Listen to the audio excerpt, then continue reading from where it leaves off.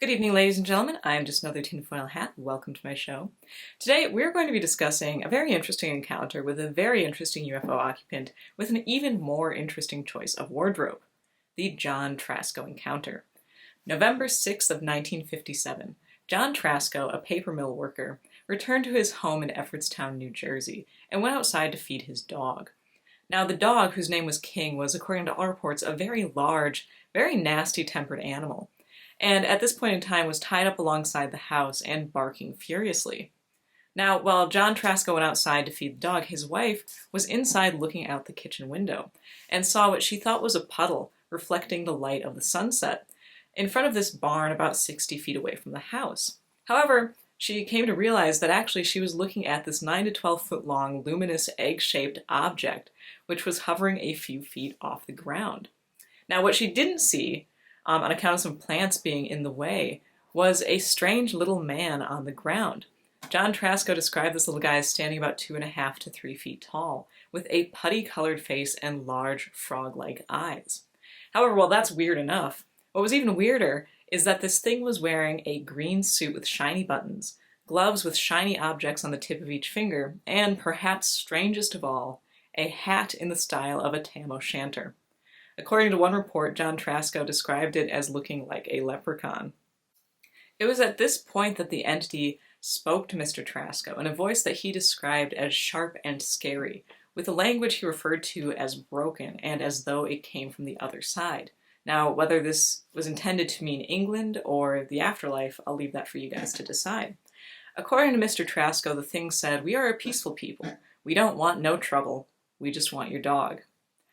So, Mr. Trasco's response to that was to yell, "Get the hell out of here," which is exactly what the entity did. It marched right back into its object, and much like in the Cusack encounter, no means of entry was visible. It just kind of went into the luminous object, which then took off into the sky in a manner that Mrs. Trasco, still watching from the kitchen window, described as like a flame. Mrs. Trasco also claimed that Mr. Trasco had attempted to grab one of them, implying that there may have been more than one entity, though this detail can't really be confirmed. And he got this green powder on his wrist, which washed off, but then more of it appeared under his fingernails the next day.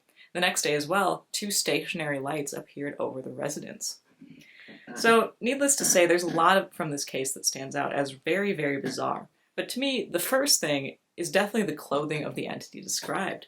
Now, many, many researchers have pointed out the commonalities between the fairy faith and alien encounters. And there are a lot of encounters with entities that sit very comfortably on that fence.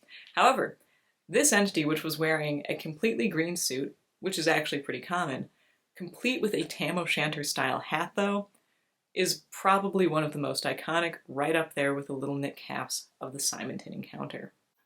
The powdery substance is definitely another really strange aspect of this case, and calls to mind contact of a different sort. This case from John Keel's The Complete Guide to Mysterious Beings, in which a woman woke up to a classic bedroom invasion type scenario. There was a strange monk-like figure standing over her bed. And while we could easily write this off as that old devil hypnagogia, what's a little bit more difficult to explain is what happened next. She reached out to touch the figure's outstretched arm, and when she made contact with it, the whole thing dissolved into this powdery ash. And again, this is a substance that's very commonly observed after spectral manifestations. But up and down the superspectrum, we also see it in conjunction with UFOs, whether, part of the artifacts left behind or contact with entities. In the past, I've brought up the propensity for paranormal phenomena to really seem to affect dogs in particular, and of course this case is no exception. To quote one of John Keel's widely published newspaper articles, "Cattle rustling in the 20th century, strange things are happening to animals," there is a growing suspicion among ufologists that Pied Pipers from outer space are also zeroing in on dogs. And it's very interesting to say, but there is a deeply held belief across pretty much every paranormal discipline, and even the folkloric studies, that dogs are somehow able to see or sense these manifestations or entities. From the very natural concept that a dog would be able to sense a large creature like Bigfoot in its vicinity, to the supernatural concept that dogs are capable somehow of seeing ghosts and spirits, we also see this belief reflected in the fairy faith, where there are countless accounts of dogs going up against the good folk, usually in protection of their master or master's property. And so I think that this kind of heightened effect on dogs then has a lot to do both with their genuine and symbolic traditional roles as guardian.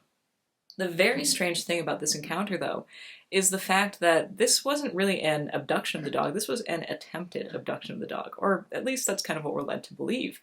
It's incredibly weird to me because there's hefty precedent for dogs to go missing around paranormal phenomena, whether UFO sightings, cryptid sightings, even some hauntings.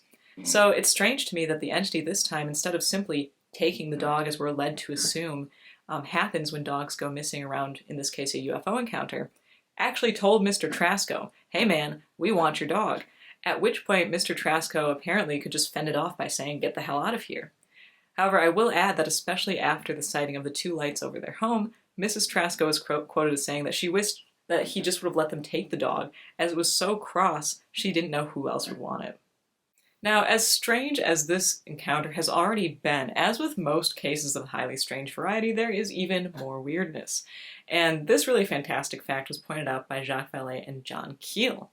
On the exact same date that John Trasco of Everittstown, New Jersey would face off against a frog-eyed space leprechaun intent on stealing his dog, a young man many miles away in Dante, Tennessee, would report seeing 4 entities, 2 men and 2 women, speaking a language he described as sounding like German, nearby this oblong craft, and they were attempting to steal his dog, Frisky.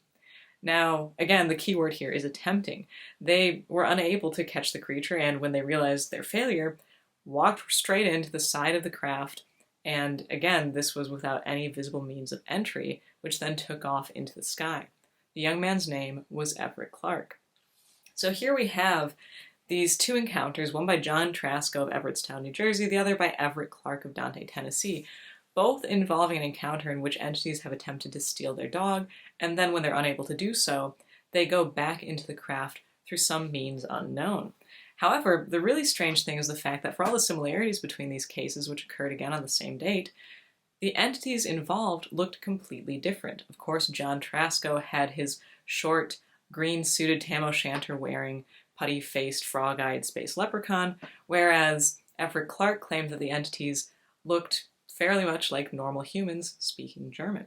So what does this mean? Does it mean that the interstellar leprechauns and the secret German-speaking spacemen have teamed up and are now dog catchers for the great dog pound in the sky?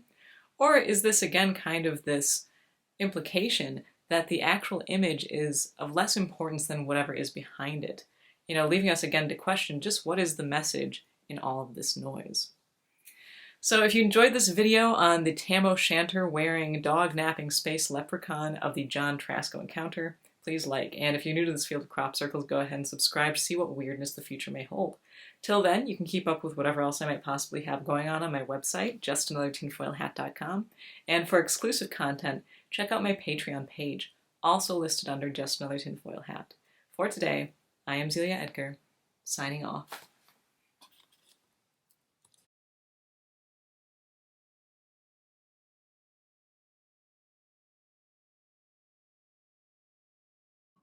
Doing.